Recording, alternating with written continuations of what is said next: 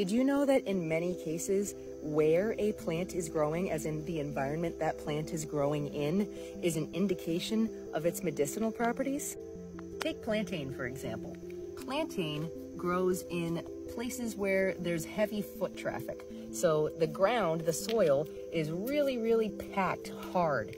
And plantain has this big, long taproot that breaks up that dry, hard soil to try to suck some of the moisture out into it. Plantain actually is a really amazing herbal medicine that can help moisten your tissues, moisten dry tissues and heal dry, cracked tissues like skin or inside your stomach, just like it is healing the dried, cracked earth that it likes to grow in. Another example is Japanese knotweed. This stuff that's all over every side of the road, all over the place, crazy, crazy invasive. You can eat the shoots in springtime. The roots are super duper medicinal. Japanese knotweed tends to favor growing in wet areas. So like wetlands or near a stream or in a really damp ditch. This one's in pretty much a ditch right now. And the reason for that is it dries out the tissues.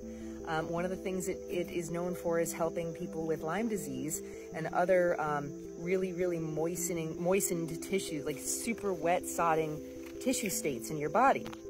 This grows in the wet places in order to pull that moisture out and dry them out. Another one I've noticed is grapes, wild grapes especially.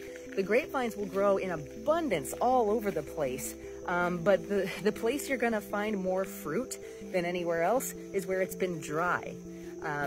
Because the grapes themselves are really wet and moistening, and they're pulling that out of the earth to give you something wet in a dry place. Jewelweed is damp and grows in damp places, and this stuff dries out your poison ivy.